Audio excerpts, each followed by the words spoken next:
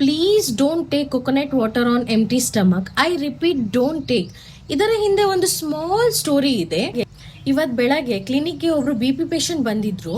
ಅವ್ರು ಹೇಳ್ತಿದ್ದಾರೆ, ಡಾಕ್ಟರ್ ಇವತ್ತು ನಾ ಬೆಳಗ್ಗೆಯಿಂದ ಏನೂ ತಿಂದಿಲ್ಲ, ಜಸ್ಟ್ 1 ಗ್ಲಾಸ್ ಕೊಕೊನಟ್ ವಾಟರ್ ಕುಡ್ದಿದ್ದೀನಿ, ಆದರೆ ತುಂಬ ಸುಸ್ತಾಗ್ತಿದೆ, ತಲೆ ತುಂಬ ನೋವಾಗ್ತಾ ಇದೆ. At first he thought it was just a tiredness.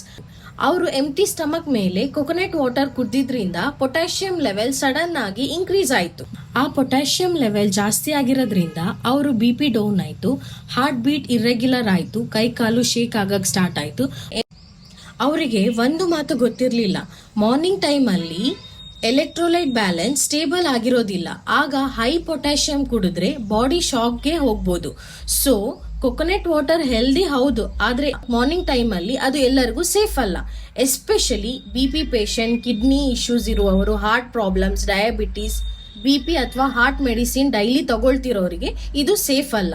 But treatment ಆದಮೇಲೆ ಪೇಷಂಟ್ ಸ್ಟೇಬಲ್ ಆದರು. ಆದರೆ ಅವ್ರು ಹೇಳಿದ ಮಾತು ಇನ್ನೂ ನನಗೆ ನೆನಪಿದೆ, ಡಾಕ್ಟ್ರೇ ಹೆಲ್ದಿ ಅಂತ ನಂಬಿ ದಿನ ಕುಡಿದು BP ಮತ್ತು ಹಾರ್ಟ್ಗೆ ತುಂಬ ಪ್ರಾಬ್ಲಮ್ ಕೊಡ್ತಿದ್ದೆ. ಕೊಕೊನಟ್ ವಾಟರ್ ತಪ್ಪಲ್ಲ, ಟೈಮಿಂಗ್ ತಪ್ಪಾದರೆ ಎಫೆಕ್ಟ್ ಡೇಂಜರಸ್ ಆಗ್ಬೋದು. ಈ ಟ್ರೂತ್ ಯಾರಿಗಾದರೂ ಲೈಫ್ ಸೇವ್ ಮಾಡಬಹುದು. ಸೊ ಆದಷ್ಟು ಶೇರ್ ಮಾಡಿ. ಬಾಯ್ ಬಾಯ್.